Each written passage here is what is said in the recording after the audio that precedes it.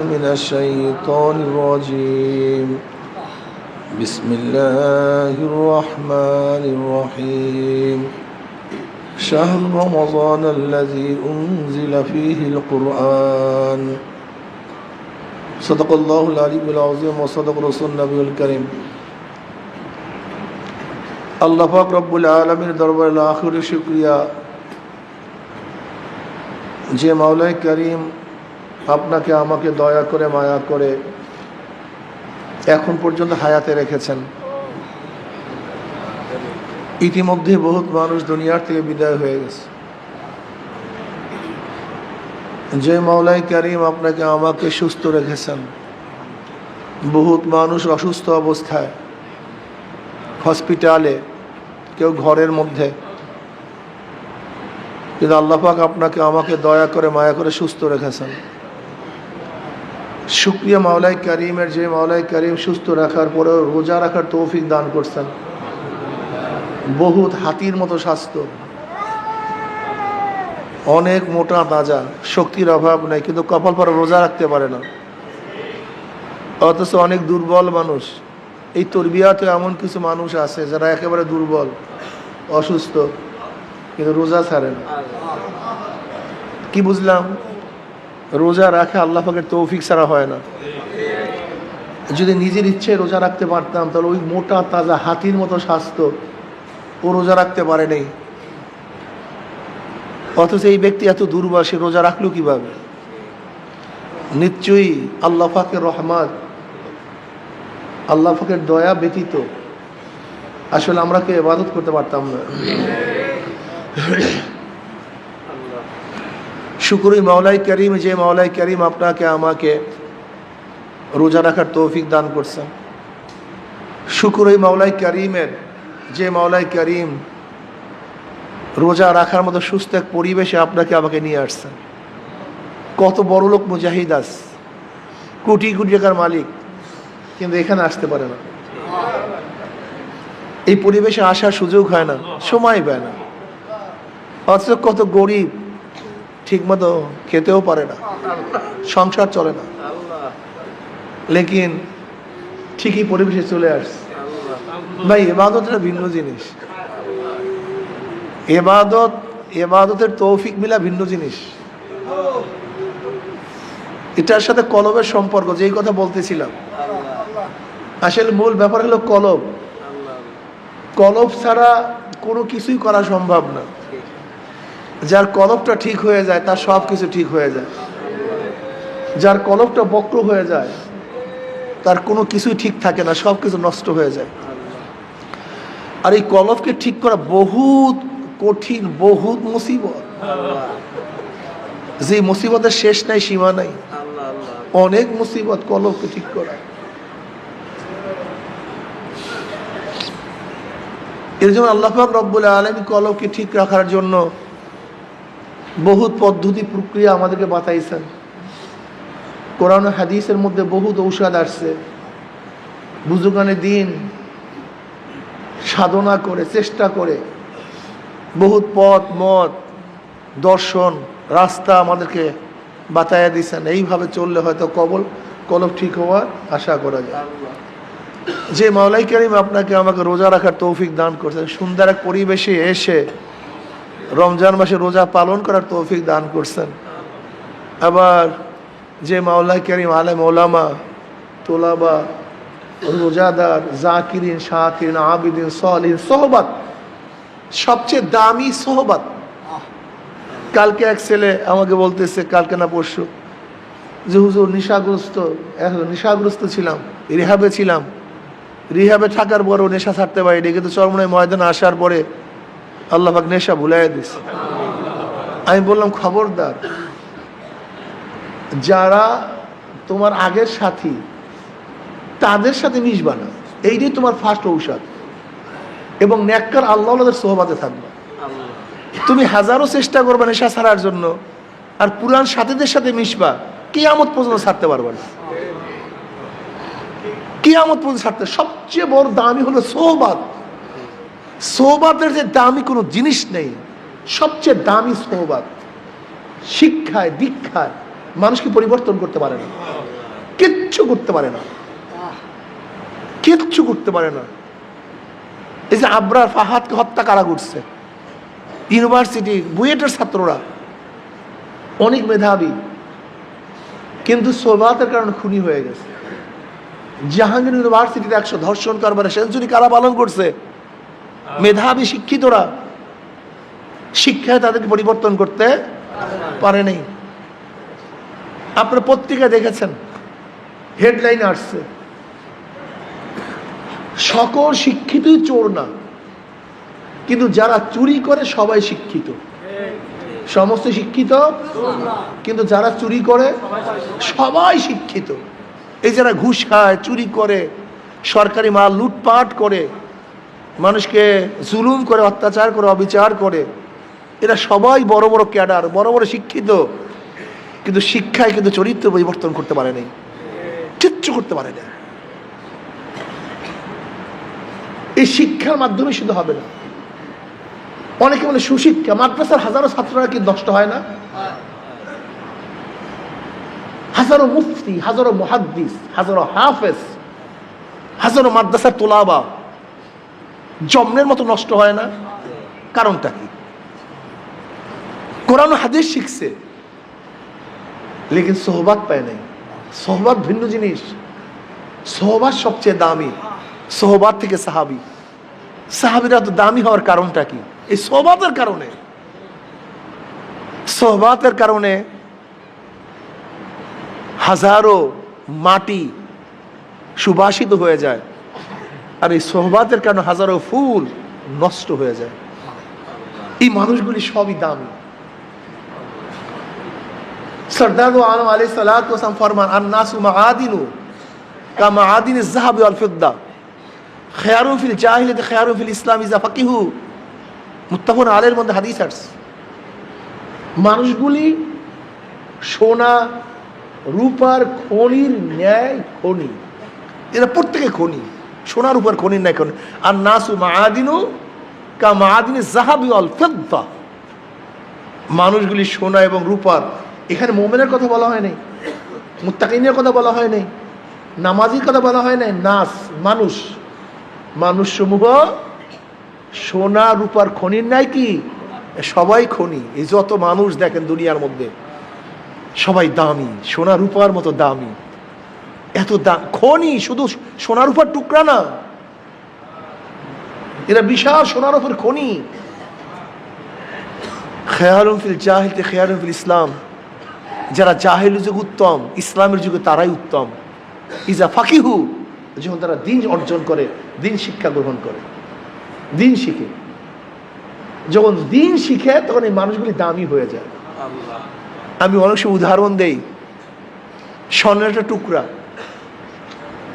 সে ময়লার মধ্যে পড়া, এখন সব জায়গায় শুধু ময়লা আর ময়লা, সব জায়গায় কি ময়লা, এর কোনো দাম নাই, মূল্য নেই।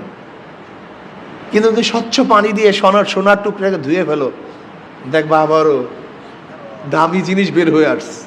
কি কথা ঠিক না? আজকেও আমরা ময়লা, কাদা, গান্দার মধ্যে, ময়লার মধ্যে, ডুবার মধ্যে পড়া আছে, নর্দমার মধ্যে। ইমানের তাকওয়ার পানি দিয়ে এই ময়লা জিনিসকে ধুয়ে ফেলো, তুমি আবার দামি হয়ে যাবে, আবার দামি হয়ে যাবে। আন-নাসু মাআদিনু কা মাআদিনিজ যাহাবি ওয়াল ফিদ্দা। এই যে কোরআন ও হাদিসের বাণী দিয়ে হুদাল লিন-নাস, এই কোরআন আসছে কেন? এই মানুষকে হেদায়েত করার জন্য, রাহনুমাই করার জন্য, এই খারাপ মানুষদেরকে বাঁচাবার জন্য, তাদেরকে হেদায়েত করার জন্য। এর জন্য এই কোরআন দুনিয়াতে আসছে। হুদাল লিন-নাস ওয়া বাইয়িনাতিন মিনাল হুদা। এই কোরআন আসছে কেন দুনিয়াতে? নবী আলাইহিস সালাতু ওয়াস সালাম আসছেন কেন? এই গান্দা নর্দমার মধ্যে পড়া লোকগুলিকে উঠাইয়া উঠাইয়া ঈমান, ইসলামের তাকওয়ার পানি দিয়ে ধুইয়া একেবারে ফেরেশতা তুল্য বানায়া দেওয়া। ইমাম গাজ্জালী রাহমাতুল্লাহ আলাইহি বলেন, আল্লাহ পাক তার কুদরতে 3 ধরনের মাখলুকাত সৃষ্টি করেছেন। কয় ধরনের মাখলুকাত সৃষ্টি করেছেন? 3 ধরনের মাখলুকাত সৃষ্টি করেছেন। এটা সব স্মরণ রাখবেন। কয় ধরনের মাখলুক সৃষ্টি করছেন? নাম্বার 1 জানোয়ার, নাম্বার 2 ফেরেশতা, নাম্বার 3 মানুষ। হ্যাঁ বলেন, 1 নম্বরে কি, 2 নম্বরে, 3 নম্বরে? মাশাআল্লাহ, এই তো ভালো। জানোয়ারকে আল্লাহ পাক প্রবৃত্তি দান করছে, চাহিদা দান করছে। কি দান করছে? প্রবৃত্তি, চাহিদা। খাওয়ার চাহিদা আছে কি নাই? পান করার চাহিদা আছে কি নাই? পায়খানা প্রসাবের চাহিদা আছে কি নাই? যৌনতার চাহিদা আছে কি নাই? কিন্তু আকল নাই, জ্ঞান নাই। আছে চাহিদা, নাই কি? জ্ঞান নেই, শুধু চাহিদা। খাওয়ার চাহিদা, যৌনতার চাহিদা, প্রসাব করার চাহিদা, পায়খানা করার চাহিদা, পান করার চাহিদা। নাই কি? কি নাই? জ্ঞান নাই। আছে কি? চাহিদা। আছে কি? নাই কি? জ্ঞান নাই, চাহিদা আছে। ফেরেশতা তার উল্টা, আল্লাহ পাক তাকে ভরপুর জ্ঞান দান করছে। কি দান করছে? ভরপুর আকলের অভাব নাই, জ্ঞানের অভাব নাই। জমনের আকল আলা, জমনের আবে সলে, সারাদিন ইবাদতের মধ্যে আছে। আল্লাহ পাক এরকম হাজারো ফেরেশতা নাজিল তৈয়ার করছেন সৃষ্টির থেকে এই দাঁড়ানো অবস্থায়, এই আল্লাহর সামনে দাঁড়ানো অবস্থা, এই এক দাঁড়ানো অবস্থা কিয়ামত পর্যন্ত। হাজারো ফেরেশতা এরকম সৃষ্টি করছেন সৃষ্টির পর থেকে রুকু অবস্থায়, এক রুকু থেকে কিয়ামত পর্যন্ত। হাজারো ফেরেশতা সৃষ্টি করছেন সৃষ্টির পর থেকে সেজদা অবস্থায়, এই এক সেজদায়। এরপরও যখন কিয়ামতের ময়দান উঠবে তাদের পাঁজর কাঁপতে থাকবে, এরকম এরকম পাঁজর থর থর থর করে কাঁপতে থাকবে। কেন? আল্লাহ তোমার যেইভাবে ইবাদত করার দরকার ছিল, উচিত ছিল, সে ইবাদত সেইভাবে করতে পারিনি। দেখেন, সৃষ্টির পর থেকে সেজদার মধ্যে, সৃষ্টির পর থেকে রুকুর মধ্যে, সৃষ্টির পর থেকে কিয়ামের মধ্যে, সৃষ্টির পর থেকে তাসবিহাতের মধ্যে, সৃষ্টির পর থেকে এক মুহূর্তের জন্য, এক সেকেন্ডের জন্য নাফরমানির মধ্যে জড়িত হয় নাই। এক সেকেন্ডের জন্য আল্লাহর অবদ্ধ হয় না, এক সেকেন্ডের জন্য অবদ্ধ, এক সেকেন্ডের ইবাদত থেকে নিজেকে মুক্ত রাখে নাই। এরপরও যখন কিয়ামতের ময়দান উঠবে তাদের পাঁজর থর থর থর থর করে কাঁপতে থাকবে ভয়ে। কেন? আল্লাহ যেইভাবে তোমার ইবাদত করার দরকার ছিল, উচিত ছিল, সেই ইবাদত করতে পারেনি। বনি আদম, ও বনি আদম, আমরা 2 রাকাত নামাজ, 2 একটা সিজদা দেওয়ার পরে নিজেকে কি মনে করি?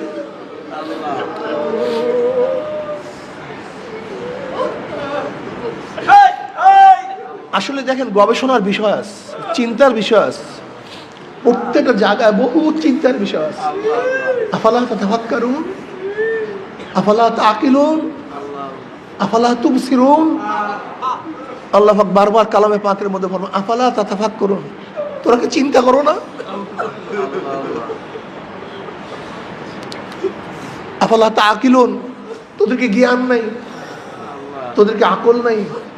আফালা তুবসিরুন, তোরা কি কিছু দেখোস না? কিচ্ছু দেখোস না। আসলে ভাই দেখেন,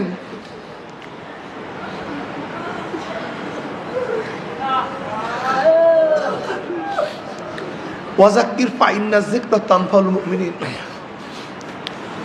আসলে ওয়াজ তো আমরা সবাই জানি, বয়ান তো সবাই জানি, কিন্তু আসলে আলোচনার মাধ্যমে আবার জানা জিনিসের মধ্যে নতুনত্ব পয়দা হয়।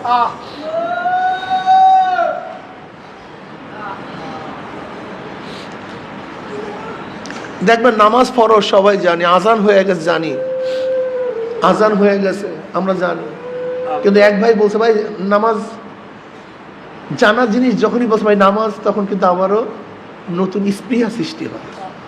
জানি না তা না, জানি, কিন্তু আলোচনার মাধ্যমে আবার নতুনভাবে স্প্রিয়ার সৃষ্টি হয়। ওয়াজাক্কির ফাইন্না যিকরা তানফাউল মুমিন, বারবার নসিহাত করো, বারবার আলোচনা করো। আলোচনার মাধ্যমে মুমিনদের কি হয় ভাই? ফায়দা হয়, উপকার হয়।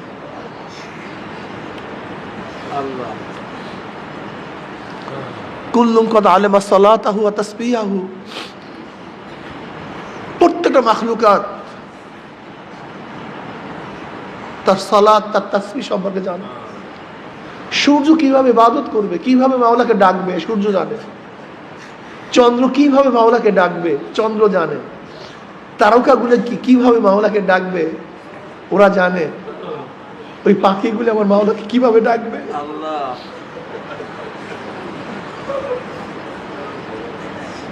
হাদিসের মধ্যে আসছে, যেই বাড়িতে জানোয়ার থাকে, মুরগি থাকে, পাখি থাকে, সেই পাখির আল্লাহর রহমত নাজেল হতে থাকে।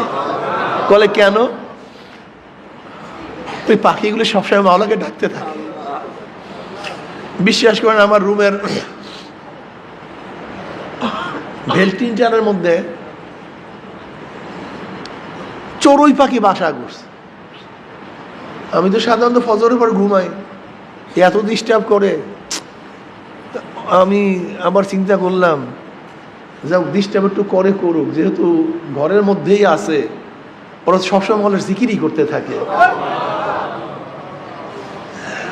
ওরা তো জিকিরই করতে থাকে।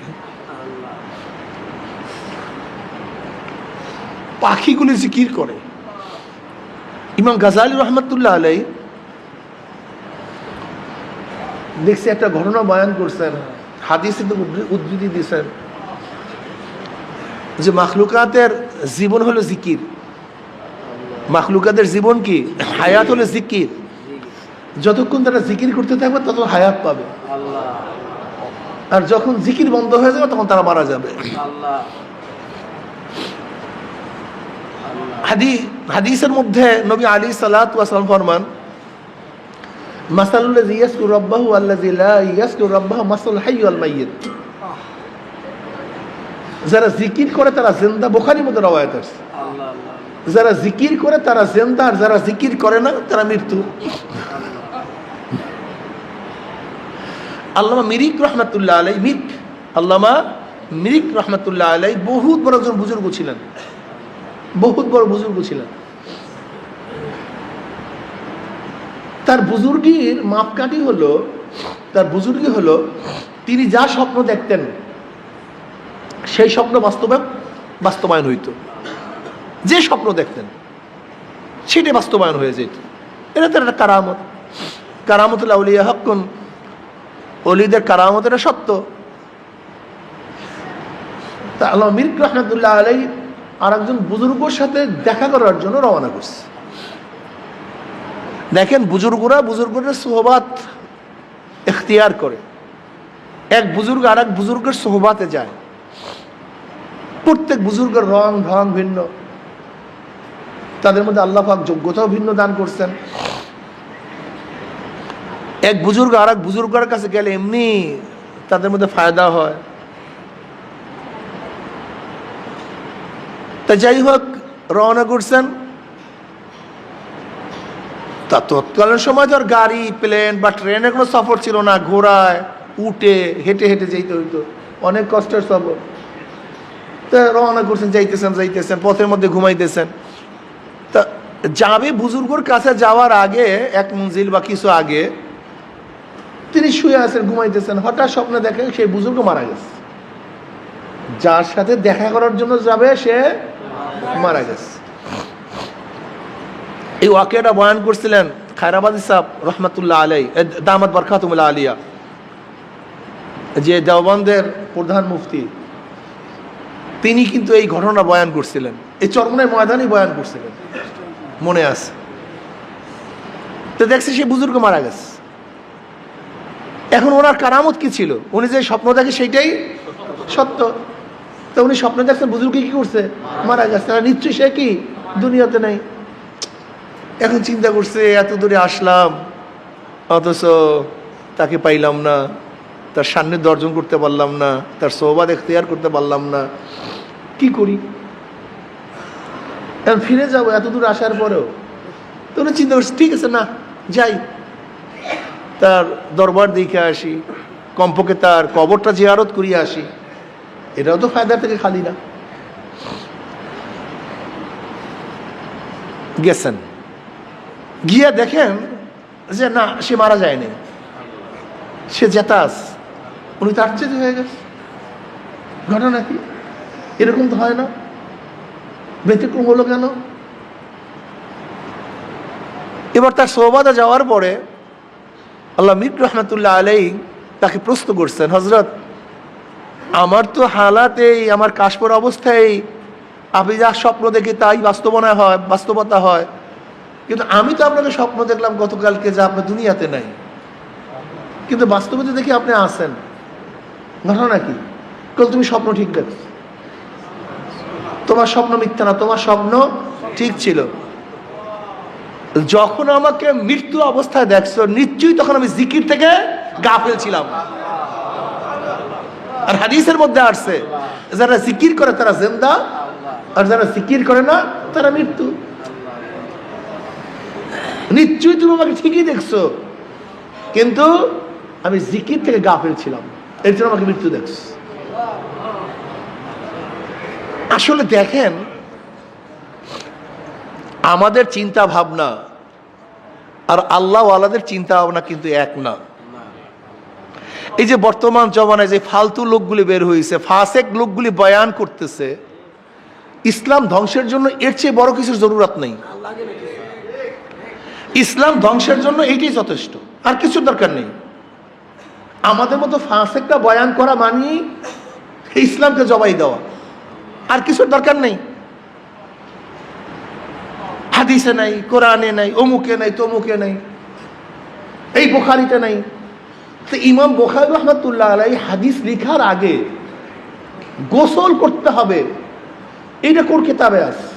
কোন হাদিসের মধ্যে আছে? প্রত্যেকটা হাদিস লিখার আগে 2 রাকাত নামাজ পড়তে হবে, এটা কোন হাদিসের কিতাবের মধ্যে আছে? হাদিস লিখার আগে মুরাকাবা করতে হবে, এটা কোন হাদিসের কিতাবের মধ্যে আছে? কথাটা বুঝাতে পারি। ইমাম মালিক রহমতুল্লাহ আলাইহির ইমামের ব্যাপার, ইমামতের ব্যাপারে, তার ইলমের ব্যাপারে, তার ইস্তিহাদের ব্যাপারে, তার মুস্তানবিদের ব্যাপারে, তার বুজুর্গের ব্যাপারে দুনিয়ার কেউ ইখতিলাফ করে নাই। ইমাম মালিক রহমতুল্লাহ আলাইহির শাগির্দ ইমাম শাফি রহমতুল্লাহ আলাইহি, মালিক ইবনে আনাস, যার নাম কি মালিক ইবনে আনাস। ইমাম মালিক রহমতুল্লাহ বাবার নাম আনাস। 94 হিজরিতে তার জন্ম। কত হিজরিতে ভাই? আর ইমাম আজম আবু হানিফা রাহমাতুল্লাহ জন্ম হল 80 হিজরিতে। সাহাবাদের যুগ 100 হিজরি পর্যন্ত। তো ইমাম শাফির, ইমাম আজম রহমতুল্লাহ তো তাবি, সে তো তাবি, অনেক উঁচা মর্যাদার লোক সে। ইমাম আজম আবু হানিফা রহমতুল্লাহ আলাইহি, যিনি সরাসরি 5 জন সাহাবীদের থেকে হাদিস বর্ণনা করছেন, 7 জন সাহাবীদের সাথে মুলাকাত করছেন, সাক্ষাৎ করছেন। তার জমানায় 70 জন সাহাবী জিন্দা ছিল। ইমাম মালিক রহমতুল্লাহ আলাইহি আশেকে নবী ছিলেন। কি ছিলেন ভাই? আশেকে নবী, পাগলে নবী, নবীর পাগল, নবীর আশেক। উনি মদিনায় থাকতেন, মদিনায় বসবাস শুরু করছেন। ইশকের অবস্থা জানেন? এই বেয়াকুবেরা, যারা শুধু কোরআনে নাই হাদিসে নাই, কোরআনে নাই হাদিসে নাই, কোরআনে নাই হাদিসে নাই, এই ওয়াকিয়া শোনো এবং অস্বীকার করার ক্ষমতা থাকলে অস্বীকার করো। তাহলে ইমাম মালিক রহমতুল্লাহ আঙ্গুল তুলো, তাকে নক্তা ধরো, তাকে ভুল ধরো, এরপরে সামনে কদম বাড়াও। ইমাম মালিক রহমতুল্লাহ আলাইহি মদিনায় কোনো সময় জুতা পরতেন না, জুতা পায়ে দিতেন না। এই বেটা, মদিনায় জুতা পায়ে দেওয়া যাবে না, কোন হাদিসের মধ্যে আছে? কোন কোরআনের মধ্যে আছে? আমাকে বলো তো। ইমাম মালিক রহমতুল্লাহ আলাইহি যখন পায়খানা প্রস্রাবে ধরতো, মদিনার এরিয়ার মধ্যে পায়খানা প্রস্রাব করতেন না, মদিনা বাইরে চলে যাইতেন। কোন হাদিসের কিতাবের মধ্যে আসছে? কোন জায়গায় আছে? কোন সাহাবী এই কাজ করছে যে মদিনার মধ্যে পায়খানা প্রস্রাব করা যাবে না? হ্যাঁ, ইমাম মালিক রহমতুল্লাহ করতেন না। ইমাম মালিক রহমতুল্লাহ আলাই মদিনার মধ্যে মৃত্যুবরণ করতে হবে, বাহিরে যাবেন না। এর জন্য ভয়তে উমরা করতে যাবে, হজ করতে যাবে, যদি পথে মারা যায় তা আমার তো মদিনায় মৃত্যুবরণ হবে না, কি করব? এর জন্য উমরা হজ করতে যাবে, সে উমরা হজ করতে যান না। কোন কিতাবে আছে এরকম করতে হবে? আমার দেখা যান তো কোন কিতাবে আছে, কোন হাদিসের মধ্যে আছে? এখন তো বের হন না, কি করবে? হঠাৎ ঘুমায় পড়ছে। কি করছে? ঘুমায় পড়ছে। স্বপ্নের মধ্যে জনাবে মুহাম্মদ রাসূলুল্লাহ সাল্লাল্লাহু আলাইহি ওয়াসাল্লামের সাক্ষাৎ। উনি চিন্তা করতে আছে, আমি তো মদিনা বাহিরে যাই না, যে মদিনার থেকে যদি বাহিরে গিয়ে মারা যায় তো আমার অবস্থাটা কি হয়? আমার তো মদিনায় দাফন হবে না। আর হুজুর আলাইহিস সালাতু ওয়াস সালাম যখন দেখছি তো খুব ভালোই হয়েছে, আমি জিজ্ঞাসা করবো নবী আলাইহিস সালাতু ওয়াস সালাম কাছে, ইয়া নবী আল্লাহ, আমার হায়াত কতদিন আছে? আমার যদি হায়াত দুটো বাড়ায় তাহলে হস্টস করে চলে আসবো। ইমাম মালিক রহমান স্বপ্নের মধ্যে জিজ্ঞাসা করছেন, ইয়া নবী আল্লাহ, ইয়া রাসূলুল্লাহ, আমি কতদিন বাঁচবো একটু বলে দেন। যদি আপনি বলে দেন তাহলে আমি হজ করতে যাব, উমরা করতে যাব। নবী আলাইহিস সালাতু ওয়াস সালাম এরকম হাত উঁচা করলেন। কি করলেন? হাত উঁচা করলেন, আর কিছু বললেন না। ইমাম মালিক রহমতুল্লাহ আলাইহি চিন্তা করলেন, আমি কয়দিন হায়াত? 5 দিন, 5 মাস না 5 বছর। শুধু তো হাত উঠেছে, আর তো কিছু বলেন। কি উঠেছে? হাত উঠেছে। কি করা যায়? এখন ব্যাখ্যাকারীর কাছে ব্যাখ্যা করতে হবে। ইবনে শিরিন, মোহাম্মদ ইবনে শিরিন রহমতুল্লাহ আলাইহি যুগ শ্রেষ্ঠ ব্যাখ্যাকারী, যুগ শ্রেষ্ঠ ব্যাখ্যাকারী মোহাম্মদ ইবনে শিরিন রহমতুল্লাহ আলাইহি। ইমাম মালিক রহমতুল্লাহ আলাইহি তিনি তো ইমাম, বহুত বড় মুহাদ্দিস, মুহাদ্দিসে ফুকাহা, ফুকায়ে মুহাদ্দিসিন আর মুহাদ্দিসে ফুকাহা, এই দুটোর মধ্যে পার্থক্য আছে। ইমাম মালিক রহমতুল্লাহ আলাইহি ছিলেন মুহাদ্দিসিন ফুকাহা, আর ইমাম আজম মামুন রহমতুল্লাহ ছিলেন ফুকাহে মুহাদ্দিসিন। মুহাদ্দিসিন ফুকাহা হলো যাদের হাদিস গালেব, ফিকহ মাগলুব, যাদের হাদিস, অর্থাৎ তারা হাদিস নিয়ে বেশি চর্চা করেন, হাদিস নিয়ে বেশি আলোচনা করেন, হাদিসের সনদ নিয়ে বেশি কালাম করেন, অর্থাৎ তাদের ফল হলো হাদিস, মুহাদ্দিস। কিন্তু তাদের কাছে মানুষ মাসালা জিজ্ঞাসা করে, মাসাল ইস্তেনবাত তারা করে, কিন্তু তাদের গালেব কি, প্রাধান্য কি? হাদিস।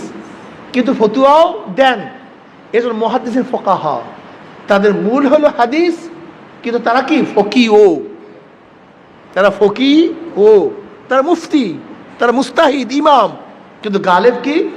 হাদিস।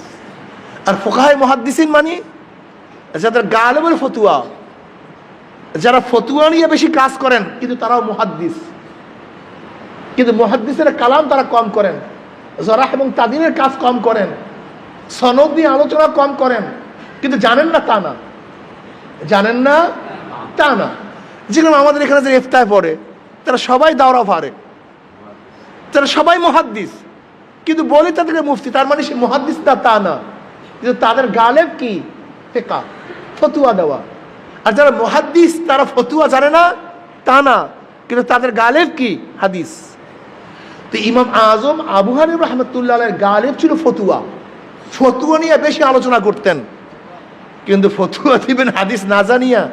আমাদের দেশের এমন জাহেল, আরে আমাদের দেশের পাগলগুলি কোন পাগল, কোন জাহেল, এ বেয়াকুব, যদি হাদিস না জানে সে বলতে ফতুয়া দিবে কিভাবে? যদি হাদিস কোরআন নাই জানে ইস্তেনবাত করবে কিভাবে? তো ইমাম মালিক রহমতুল্লাহ আলাইহি ফুকাহে মুহাদ্দিসিন না, তিনি মুহাদ্দিসিন ফুকাহা, তিনার গালেব হলো হাদিস। ইমাম মালিক রহমতুল্লাহ আলাইহি জমানের ইমাম, তো উনি একটু চিন্তা করছেন, আমি হাদিস মানে স্বপ্নের ব্যাখ্যাটা আমি অন্য কাউকে পাঠাইয়া জিজ্ঞাসা করি। তা ইমাম মালিক রহমতুল্লাহ সাগরেদকে পাঠাইছেন, যাও তুমি ইবনে শিরিনের কাছে গিয়া বলো যে একজন ব্যক্তি এই স্বপ্ন দেখছে, তার ব্যাখ্যাটা কি। স্বপ্ন হলে এই যে নবী আলাইহিস সালাতু ওয়াস সালাম জিজ্ঞাসা করছে সে কতদিন বাঁচবে, তা নবী আলাইহিস সালাতু ওয়াস সালাম এক হাত উঠাইছেন, এখন 5 দিন না 5 মাস না 5 বছর এটা জানার জন্য পাঠাইছে। ইবনে শিরিন বসে এই স্বপ্ন দেখছে কে, বলে একজন লোক দেখছে। সাধারণ মানুষের কোনো স্বপ্ন না, এই স্বপ্ন তো যোগসৃষ্ট জমানার আলেম, সবচেয়ে বড় যে আলেম ইমাম, এটা তার স্বপ্ন হবে। তা আমার জানা মতে এই মদিনার মধ্যে, এই জমানার মধ্যে এখন সবচেয়ে বড় আলেম হলো ইমাম মালিক। এই স্বপ্নটা ইমাম মালিকেরই স্বপ্ন হবে। এখন ওই ব্যক্তি বলছে না আমাকে তো নিষেধ করছে কার স্বপ্ন, তবে হ্যাঁ আমি তার কাছে জিজ্ঞাসা করে আসি, তারপর আমি নাম বলবো। তো যাও, যদি নাম না বলো আমি স্বপ্নের ব্যাখ্যা করবো না। কিন্তু আমার ধারণা এই স্বপ্ন হইলে ইমাম মালিকের হবে। এই স্বপ্ন যেরকম যেমন তেমন মানুষ এই স্বপ্ন দেখতে পারে। দেখেন আনজিলাম নাসা মানাজিলাহু, হাদিসের মধ্যে আসছে আনজিলাম নাসা মানাজিলাহু, প্রত্যেক স্তর ভিন্ন পাগল। সবই ফুল, সব গোলাপ না। সবই খনি, সব খনি স্বর্ণ না। সবই পাথর, সবই পাথর ডায়মন্ড না। সবই গাছ, সব গাছ চন্দন না। সবই পানি, সব পানি জমজম না। সবই মানুষ, সব মানুষ আবু বকর না, ওমর না, ওসমান না, আলী না। সবই মানুষ, সব মানুষ হাসান বসরি না। সবই মানুষ, সব মানুষ আব্দুল কাদের জিলানী না। সবই মানুষ, সবাই বাইজিদ বুস্তামি না। সবই মানুষ, সবাই মঈনুদ্দিন চিশতি না। সবই মানুষ, সব হাজী সাহেব রহমতুল্লাহ আলাইহি না। সবই মানুষ, সবাই রশিদ আহমদ গঙ্গুই না। সবই মানুষ, সবাই কারি ইব্রাহিম না। সবই মানুষ, সবাই হযরত ইসহাক না। সবই মানুষ, সবাই ফজলুল করিম রহমতুল্লাহ আলাইহি না। সবই মানুষ, পার্থক্য আছে কি নাই? সবাই স্বপ্ন দেখি, সবাই স্বপ্ন কিন্তু এক না। সবাই স্বপ্ন এক না। ইমাম মালিক রহমতুল্লাহ আলাইহির স্বপ্ন আর তোমার আমার স্বপ্ন এক না। এবার ওই ব্যক্তি জিজ্ঞাসা করছে ইমাম মালিক রহমতুল্লাহ আলাইহির কাছে যে আপনার স্বপ্নর তো ব্যাখ্যা দিবে না যতক্ষণ আপনার নাম না বলবো। বলে যাই বলো, মালিক ইবনে আনাস আপনার কাছে স্বপ্নের ব্যাখ্যা জিজ্ঞাসা করছে। তখন ইবনে শিরিন বলেন নবী আলাইহিস সালাতু ওয়াস সালাম 5 আঙ্গুল উঠায় দেখাইছে 5টা জিনিস, যে আল্লাহ ব্যতীত কেউ, কোন জায়গায় বৃষ্টি হবে, গর্ভের মধ্যে কি আছে, আগামীকাল কি করবে, তার রিজিকের অবস্থাটা কি, সে কোন জায়গায় মৃত্যুবরণ করবে, এই সম্পর্কে দুনিয়ার কেউ কে জানে? এক কথা, কিয়ামত কখন হবে, কিয়ামত কখন হবে আল্লাহ ব্যতীত কেউ জানে না। এই 5টা আঙ্গুলে ইমাম মালিক রহমতুল্লাহ আলাইহি মদিনা থেকে বের হননি। সেই মদিনার মধ্যে আমাকে বলেন তো কোন হাদিসের মধ্যে আছে, কোন কোরআনের মধ্যে আছে আব্দুল্লাহ ইবনে উবাই ইবনে সুলুল তো মদিনায় মারা গেছে, তাহলে ফায়দাটা কি, লাভটা কি? কিন্তু ইমাম মালিক রহমতুল্লাহ আলাইহি ইশকে নবী, আশিকে নবী, এর কোনো মাসালা নাই, এর কোনো মাসালা নাই। আমি বহুত গবেষণা করিয়ে দেখছি বর্তমান জমানায় ফিসকিয়াত এত পরিমাণে জাগ্রত হয়েছে যে এখন কোরআন হাদিস, কোরআন হাদিস মানে আসলে কোরআন হাদিস কিছুই মানে না, ওরা বুঝেই না কোরআন হাদিস। যদি কোরআন ও হাদিস এত মানতে ইমাম মালিক রহমতুল্লাহ আলাইহি যারা কোরআন হাদিসের ব্যাখ্যা দিছে তারা কি কোরআন হাদিস বুঝে নাই? ইমাম বুখারী রহমতুল্লাহ হাদিস লিখছে সে কোরআন হাদিসের ব্যাখ্যা বুঝে নাই? ইমাম মালিক রহমতুল্লাহ আলাইহি শাগির্দ ইমাম শাফি রহমতুল্লাহ আলাইহি, ইমাম শাফি রহমতুল্লাহ শাগির্দ ইমাম আহমদ হাম্বল রহমতুল্লাহ আলাইহি। দেখেন ইমাম মালিক কে আর ইমাম আজম কে, এগুলি জানতে হবে তোমাকে আমাকে। ইমাম মালিক রহমতুল্লাহ আলাইহি শাগির্দ ইমাম শাফি, শাফি রহমতের বাড়ি কোথায়? মক্কায়। ইমাম শাফি রহমতের বাড়ি কোথায়? জন্ম কত হিজরিতে? 150 হিজরিতে। ইমাম শাফি রহমতুল্লাহ জন্ম হয়েছেন 150 হিজরিতে, গরিবের সন্তান। মদিনায় আসছে ইমাম মালিক রহমতুল্লাহ আলাইহির কাছে এলেম অর্জন করার জন্য। এর জন্য এলেম অর্জন করার জন্য সফর করতে হয়। মান সালাকা তরিকান ইয়ালতামিসু ফিহি ইলমান সাহহালাল্লাহু বিহি তরিকান ইলাল জান্নাহ। যারা এলেম অর্জন করার জন্য সফর করবে, পথ অতিক্রম করবে, রাস্তা চলবে, এই যে এলেম অর্জন করার জন্য আসছেন, বাড়ির থেকে আসছেন, এখানে আসছেন কেন? এলেম অর্জন করার জন্য, আমল করার জন্য। যারা এলেম অর্জন করার সফর করবে, আল্লাহ পাক রব্বুল আলামিন তাদের জন্য জান্নাতের পথ সোজা করে দেবেন, সহজ করে দিবেন। জান্নাতের পথ সহজ করে দিবেন, এইটাই তো নিয়ম।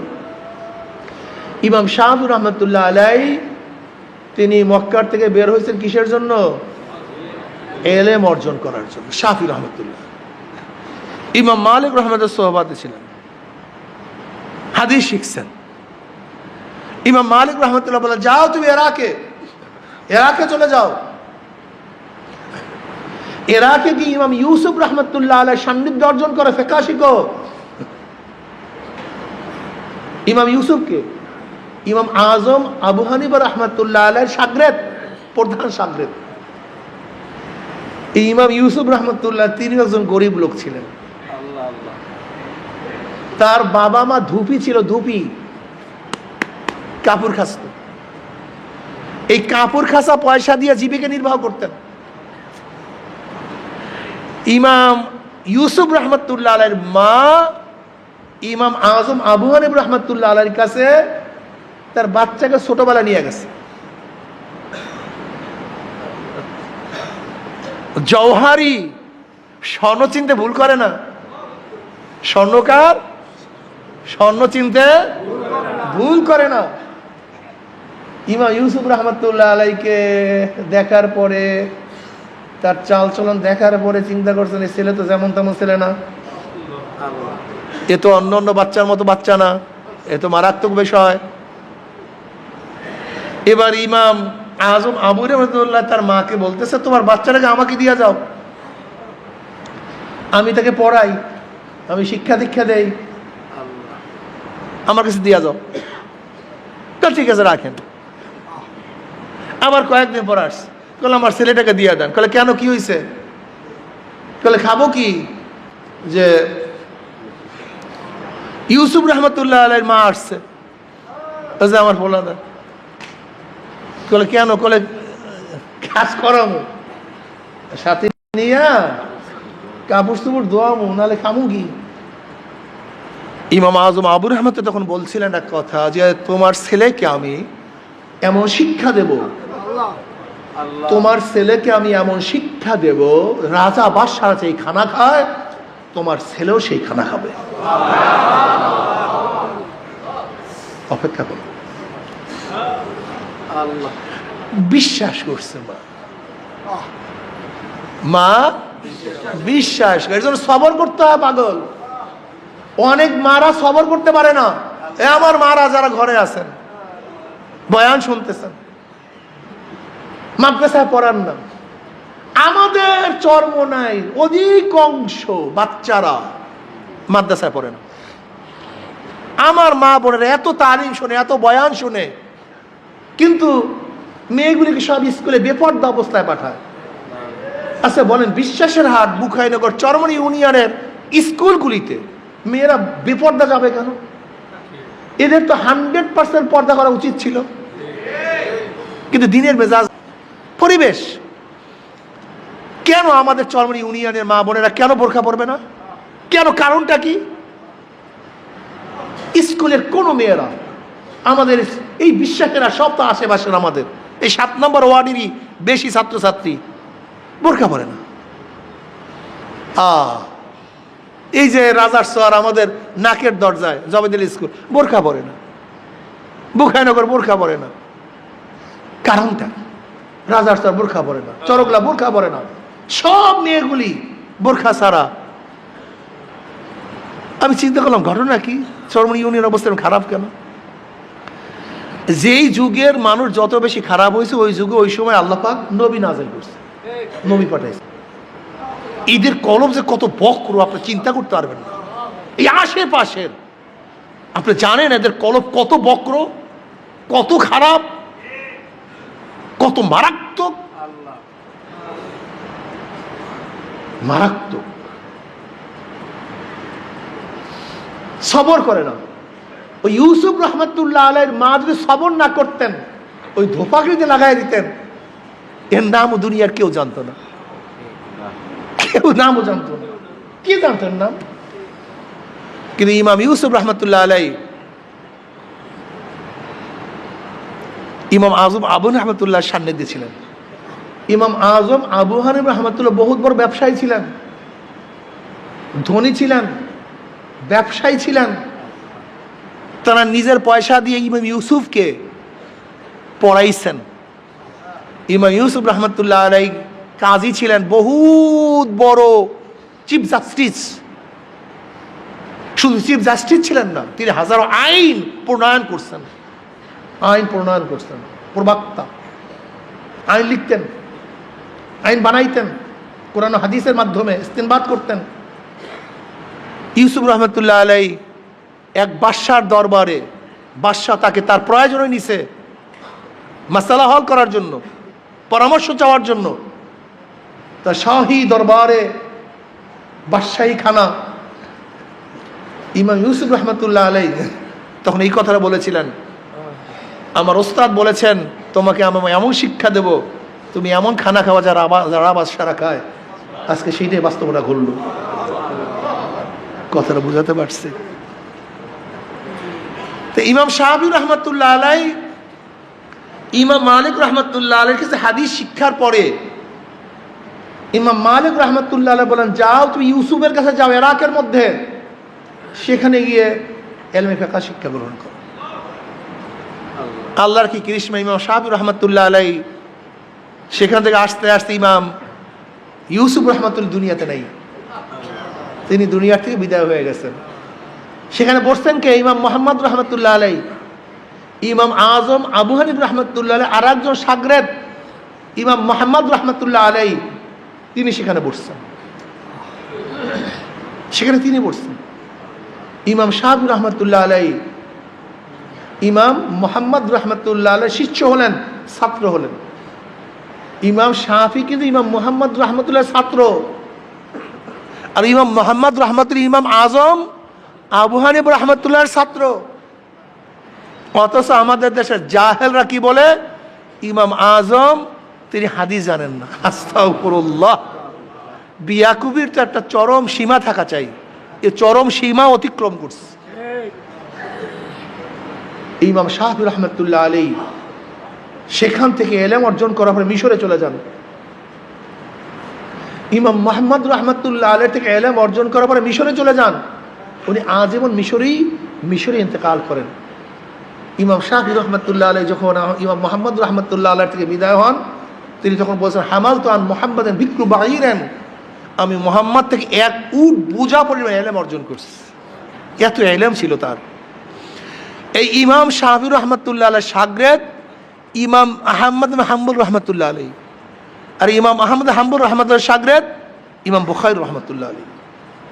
যাই হোক, আমি যেটা বলতেছিলাম, ইমাম মালিক রহমতুল্লাহ এত বড় ইমাম, এত বড় মুহাদ্দিস, এত বড় মুফতি, কিন্তু এশকে নবীর হালাতটা কি?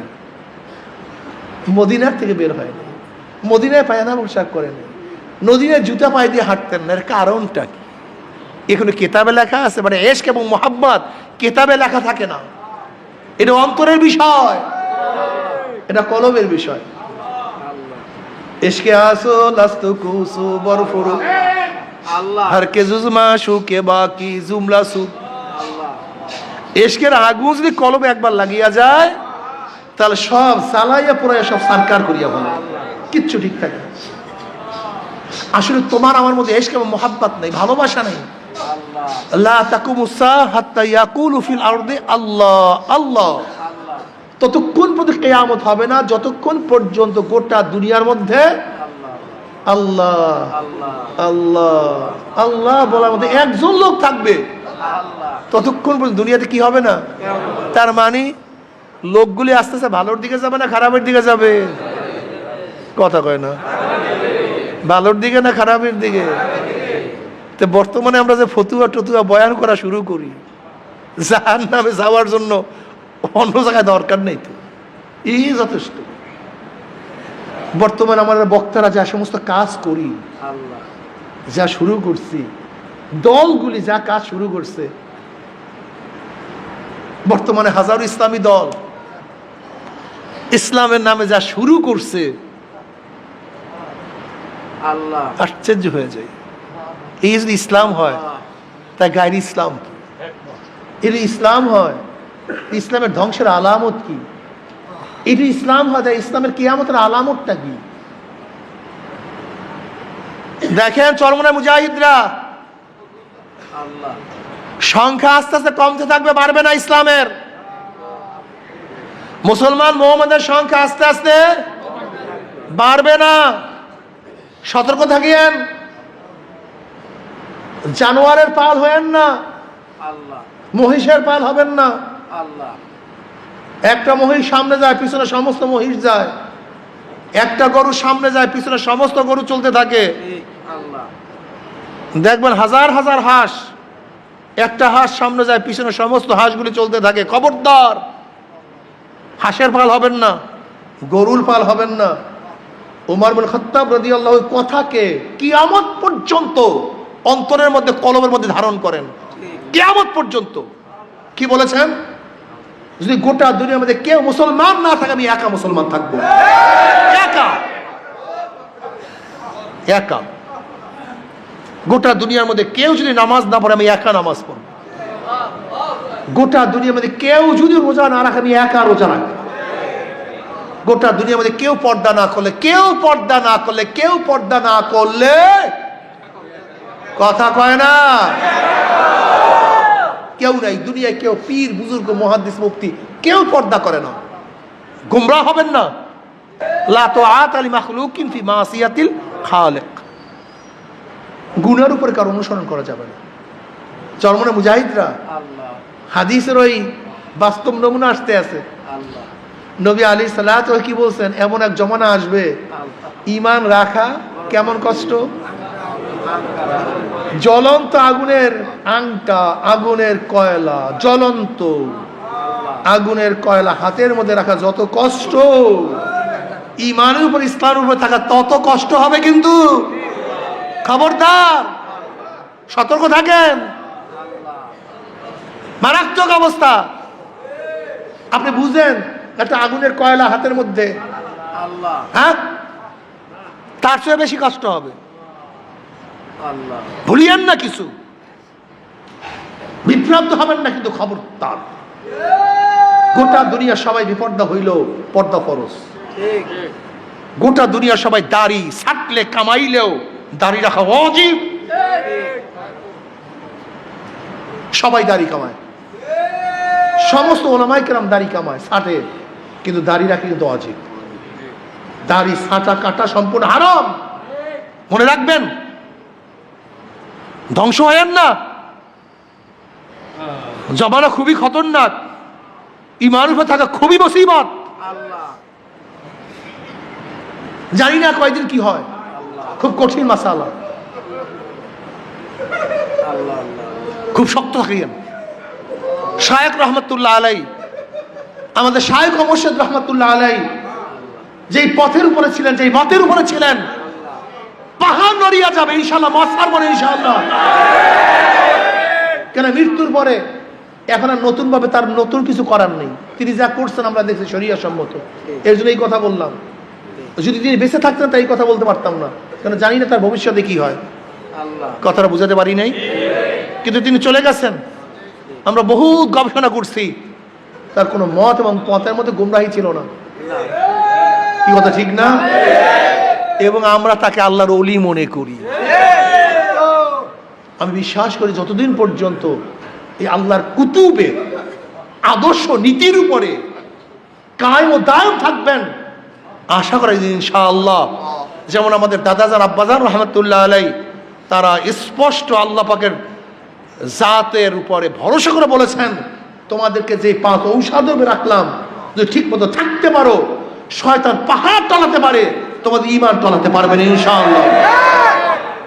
মুস্তাকামাত থাকলেন। জমানা খুবই খারাপ, খুবই কঠিন, কিন্তু নবী আলাইহিস সালাতু ওয়াস সালাম একদিন জমিনের উপর সোজা একটা টান দিয়েছেন, সোজা। এরপরে টান দেওয়ার এদিকে টান দিয়েছেন, এদিকে টান দিয়েছেন, এদিকে টান দিয়েছেন, এদিকে টান দিয়েছেন।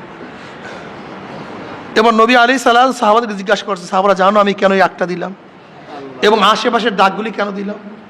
বলে আল্লাহ আল্লাহ রসুলই ভালো জানেন। দেখো এইটা হলো সোজা জান্নাতের পথ, সিরাতুল মুস্তাকিম। এই সোজা পথটা কি? সবাই বলেন কিসের পথ? জান্নাতে, ওই সোজা জান্নাতের পথ। আর আশেপাশের পথগুলি কি? গোমরাহির পথ, জাহান্নামের পথ। ফলে দেখো তোমরা যখন জান্নাতের পথে চলতে যাও, প্রত্যেকটা মোড়ে মোড়ে শয়তান দাঁড়ানো আছে। কত সুন্দর উদাহরণ রে, কত সুন্দর নবী আলাইহিস সালাম বুঝাইয়া দিস। প্রত্যেকটা মোড়ে মোড়ে, মোড়ে মোড়ে, প্রত্যেকটা পদে পদে কি দাঁড়ানো আছে? যখনই জান্নাত থেকে যাইতে যাবা অমনি টান দেবে, দিকে পথ এইটা। মুজাহিদের সামনে যাবা, আবার টান দেবে, পথ এইটা।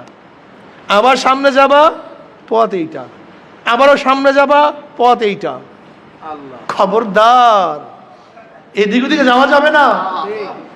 যে যেই মানের, শয়তানের ধোকাও সেই মানের। যে শয়তানের ধোকাও।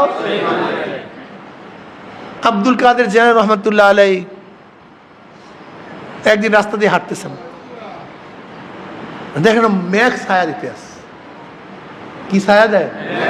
তিনি হাঁটতেছেন, ছায়া দিয়ে চলতেছে মেঘ। তাকে দেখতেছে, তার সাথে সাথে চলতেছে। আপনার আমি কি মনে করতাম, বিশাল বুজুর্গ, আমার সে বড় বুজুর্গ আর কি আছে, মেঘ আমাকে ছায়া দেয়। কিন্তু আব্দুল কাদের জিলানী রহমতুল্লাহ চিন্তা করলেন, কই নবী ছাড়া তো কোনো বুজুর্গকে মেঘ ছায়া দেয় না, নবী ছাড়া তো কোনো বুজুর্গকে মেঘ ছায়া দেয় না, তো আমাকে ছায়া দেয় কেন? নিশ্চয়ই এটা শয়তান, নিশ্চয়ই এটা কি? লা হাওলা ওয়ালা কুওয়াতা ইল্লা বিল্লাহিল আলিয়্যিল আযীম। ফু আসছে, অমনি দেখে মেঘ নেই, মেঘ পরিষ্কার। সামনে এক বুড়া মেয়ার ডালি নিয়ে হাঁটে হাজির, সামনে এক বুড়া মেয়া হাজির হয়ে গেছে। কে তুই? কলে আমি তো ইবলিস। বলে ছায়া দেশে? কে? আমি। ছায়া দেশে আমি। কলে আপনাকে আসলে আপনার এলেম বাঁচায় দিচ্ছে। আমি কত বুজুর্গকে এই মেঘের ছায়া দিয়া নিজের মধ্যে বুজুর্গি ভাব সৃষ্টি করে ধ্বংস করে বলাইছে, কিন্তু আপনি আহলে এলেম, এলেমওয়ালা দেখেন। বর্তমান জামানে কিন্তু আমাদেরকে একটু তারিফ করলে আহলে এলেম, আপনি এলেমওয়ালা, এই ফুইলা যাই। কি যে মনে করি নিজেকে, কি যে মামা বরকত আব্দুল কাদের জিলানী রহমতুল্লাহ আলাইহি যখনই বলছেন আপনার এলেম আপনাকে বাঁচাইয়া দিস, কত বুজুর্গকে ধ্বংস করে ফেলাইস। এবার আব্দুল কাদের জিলানী রহমতুল্লাহ আলাইহি বলেন, ও শয়তান, যদি এলেমই আমাকে বাঁচাইতে পারতো, তা আমার সে তুই বড় আলেম, তোকে বাঁচাইতে পারলো না কেন? তোর এলেম তোকে বাঁচাইতে পারলো না কেন? তুই তো আমার সে হাজার হাজার গুণ বড় আলেম, তুই তো মুআল্লিমুল মালাইকা। আল্লাহ তো তোকে সমস্ত এলেম দান করছে, সমস্ত নবীদেরকে যত এলেম দান করছে ওই পরিমাণ ব্যাখ্যা সহকারে তোকে এলেম দান করছে। তোর তো এলেমের কোনো অভাব নেই। শয়তানের নাম আলেম, ও অনেক জানে, জমনের জানা জানে, তা তোকে রক্ষা করতে পারলো না কেন? যদি এলেমে আমাকে বাঁচাইতে পারে, তুই তোকে বাঁচাইতে পারলো না কেন? শোন শয়তান, আমাকে এলেম আমাকে বাঁচায় না, আমার মাওলা আমাকে বাঁচাইছে, আমার মাওলা রহমান আমাকে বাঁচাইছে। তখন শয়তান বলছে, আসলেও আপনার আল্লাহর রহমান। ভাইও, আল্লাহর রহমত ছাড়া কিচ্ছু হয় না রে পাগল। ইমাম হযরত বরবিল আব্দুল কাদের জিলানী রহমাতুল্লাহ আলাইহি যেই মানের শয়তান তাকে ধোকাও দিছে, সেই মানের তোমার আমার তো কিছুই লাগে না, এমনি তো আমরা শয়তানের গোলাম, সারাদিন শয়তানই তো কাম করি। শয়তান টাকা দেবে কোন সময়? বরং মিনাল জিন্নাতি ওয়ান নাস আল্লাযী ইউওয়াসউইসু ফি সুদুরিন নাসি মিনাল জিন্নাতি ওয়ান নাস। শয়তান কয় প্রকার? কয় প্রকার? জিন শয়তান, এর মধ্যে শেষ শয়তান কোনটা? মানুষ শয়তান। মিনাল জিন্নাতি ওয়ান নাস, তার মানে মানুষ শয়তান অনেক বড় শয়তান। এই মারাত্মক অসওয়াসা দেয়। এর জন্য ভাইও চরমনাইতে যারা আছেন খুব সতর্ক থাকিয়েন, খুব সতর্ক থাকিয়েন, খুব সতর্ক। খবরদার, আল্লাহর কুতুব রহমতুল্লাহ আলাই যেই মত, যেই পথ, যেই আদর্শ রাখছেন, ইনশাআল্লাহ ভুল হওয়ার ভুল তো এখন তার, সে তো মাঝি হয়ে গেছে, মাঝি তো তার ভুল হয় না। মাঝি তো সব, নতুন হওয়ার কিছু নাই। ভুল সঠিক সব তো মাঝিতে। কথাটা বুঝাতে পারি নাই। আমি এখানে আসছি, আমার আসার মধ্যে কোনো ভুল আছে? আমি যাব, যাইতেও পারি, কিন্তু মাঝির মধ্যে কি থাকে না? শখ থাকে না, সন্দেহ থাকে না। হাল মুস্তাকবিলের মধ্যে কি থাকে? সন্দেহ থাকে। জিনিসটা বুঝাতে পারি। তার শায়েখ রহমতুল্লাহ আলাইহি সব কিছু অতীত হয়ে গেছে, নতুনভাবে ভুল হওয়ার সম্ভাবনা নাই। ভুল সদ্য সব শেষ, বাঁচা গোছা সব শেষ। তার যতগুলি সঠিক বিষয় আছে, ওই বিষয়গুলির উপরে যে ইনশাআল্লাহ আমরা ইস্তেকামত থাকতে পারি, আশা করা যায় ইনশাআল্লাহ, আশা করা যায় ইনশাআল্লাহ, তাহলে এই কাফেলা একদিন না একদিন জান্নাতে যেতে পারবে, যদি আল্লাহ কবুল করেন। রাজি আছেন ইনশাআল্লাহ? খুব সতর্ক থাকেন, আর মাঝে মাঝে মাওলার কাছে দোয়া করি। ইয়াবা মোরায়ানা বায়াম জুস্তু জুয়েমি কুনাম হাসেল আয়াদ ইয়ানা আয়াদ আরজু এমি কুনাম। এইটা বেশি বেশি হাজী সাহেব রহমতুল্লাহ আলাইহি এই বয়াতটা বেশি বেশি পড়তেন। হাজী সাহেব রহমতুল্লাহ আলাইহি, হাজী ইমদাদুল্লাহ মুহাজির মক্কি রহমতুল্লাহ আলাইহি বারবার বলতেন, ইয়াবা মোরায়ানা বায়াম জুস্তু জুয়েমি কুনাম হাসিলা ইয়াদ ইয়ানা ইয়াদ আরজু এমি কুনাম। মাওলা ধরা দাও অথবা নাই দাও, আমার ডাকে সাড়া দাও অথবা নাই দাও, আমাকে কবুল করো অথবা নাই করো, মাফ করো অথবা নাই করো, আমি তোমার দরজার নখ ছাড়বো না, করতেই থাকবো। তোমার পথ ছাড়বো না, তোমার পথেই থাকবো। তোমার ডাক ছাড়বো না, তোমাকে আল্লাহ বলিয়া ডাকতে থাকবো। ইয়াবা মুরায়ানা বায়াম জুস্তু জুয়েমি কুনাম হাসলা ইয়াদিয়ানা ইয়াদার জুয়েমি কুনাম। যিকরুল মুহাব্বতি ইয়া মাওলা ইয়া ইয়াসকারানি ওয়া হাল রাআইতা মুহিব্বান গায়রা সাকরানি। মাওলার মহাব্বতে দেখবো তোমাকে পাগল করিয়া দিবে, মাওলার মহাব্বতে তোমাকে বেহুশ করিয়া ফেলাইবে, মাওলার জিকির তোমাকে অস্থির করিয়া ফেলাইবে।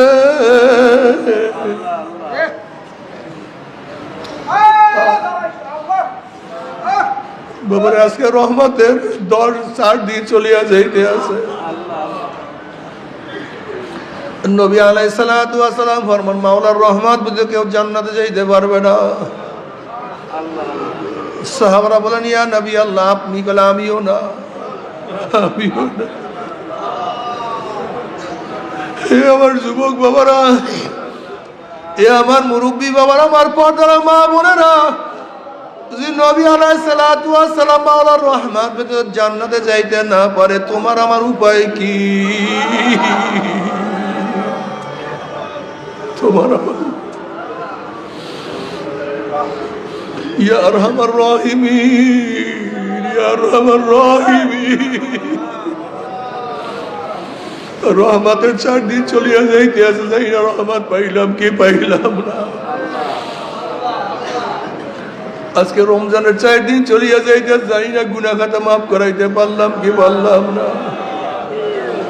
আজকে রমজানের 4 দিন চলিয়া যাইতে যাই না, জাহান্নাম থেকে নিজেকে মুক্তি করতে পারলাম কি পারলাম না।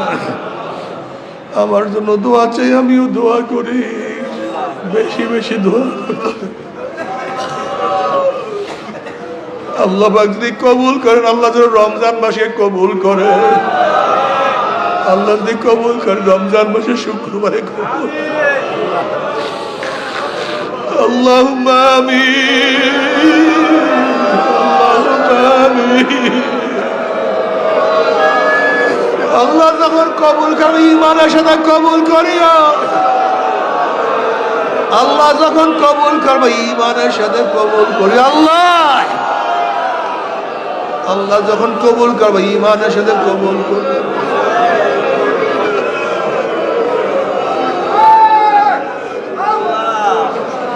আল্লাহ যতদিন জিন্দা ইসলামে জিন্দা রাখিও। আল্লাহ গুনাহ যা করছে মাফ করিয়া দিও। আল্লাহ গুনাহ যা করছে মাফ করিয়া দিও। আল্লাহ আল্লাহ গুনাহ যা করছে মাফ করিয়া দিও। আল্লাহ গুনাহ থেকে বাঁচিয়া থাকার তৌফিক দিয়া দিও। আল্লাহ গুনাহ থেকে বাঁচিয়া থাকার তৌফিক দিয়া দিও। আল্লাহ গুনাহ থেকে বাঁচিয়া থাকার তৌফিক দিয়া দিও। আল্লাহ আল্লাহ গোটা দুনিয়ার রহমত নাযিল করো। গোটা দুনিয়ার গুনার দুনিয়ার মাখলুকাত রহমত নাযিল করো। মাওলা হে, মাওলা হে। আল্লাহ আল্লাহ তুই আমাদের সবাইকে মাফ করে দাও। আল্লাহ সবাইকে ক্ষমা করে দাও। আল্লাহ এই তরিকার মধ্যে যারা অন্তর্ভুক্ত হবে একজনকে জাহান্নামে নিও না।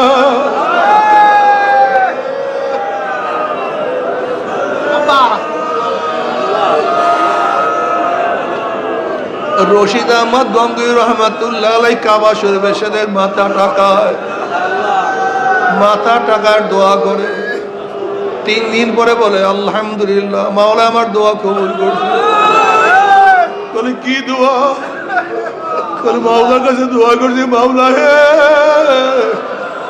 এই তরিকার মধ্যে যারা অন্তর্ভুক্ত হবে একজনকে জাহান্নামে নিও না।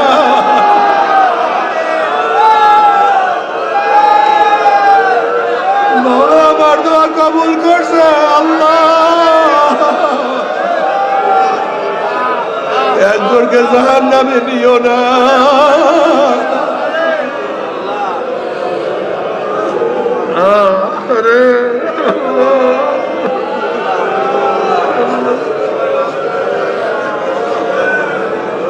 একজনকে জাহান্নামে নিও না। আল্লাহ আল্লাহ আমরা যারা হাত তুললাম, আমাদের বাপ মা দাদা দাদু নানান স্ত্রী পুত্র পরিজন আত্মীয় স্বজন ভাই বন্ধু নানা নানু দাদা দাদু বংশের যে যে কবরে সে সবার কবর আযাব চিরতরে মাফ করে দাও। খাস করে আমাদের শায়খ মুর্শিদের কবরকে জান্নাতের বাগিচা বানায় দাও। দাদা দাদার কবরকে জান্নাতের বাগিচা বানায় দাও। এই তরিকার সমস্ত মাশায়েখদের কবরকে জান্নাতের বাগিচা বানায় দাও। মায়ের কবরকে জান্নাতের বাগিচা বানায় দাও। নসলের যত মানুষ আছে সবার কবরকে জান্নাতের বাগিচা বানায় দাও। আমাদের আওলা আওলা তোমার খাস গোলাম বাদশাহ কবুল করে না।